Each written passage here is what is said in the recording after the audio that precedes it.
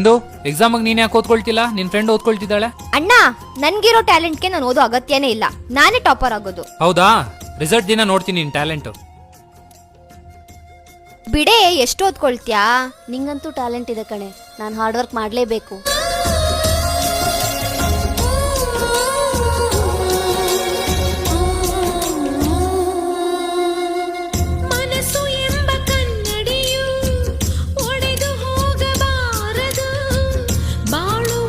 ಏನಾಯ್ತಮ್ಮ result? Second class ಅಣ್ಣ. ಏನಾಯ್ತು ನಿನ್ ಟ್ಯಾಲೆಂಟ್ಗೆ? ನಿನ್ ಫ್ರೆಂಡ್ ತುಂಬಾ ಓದ್ಕೊಳ್ತಿದ್ಲಲ್ಲ, ಅವಳ ರಿಸಲ್ಟ್ ಏನಾಯ್ತು? ಅವಳೇ ಅಣ್ಣ ಟಾಪರ್. ಇಂಗ್ಲಿಷ್ ಅಲ್ಲಿ ಒಂದ್ ಲೈನ್ ಇದೆ, hard work wins when talent doesn't work hard ಅಂತ.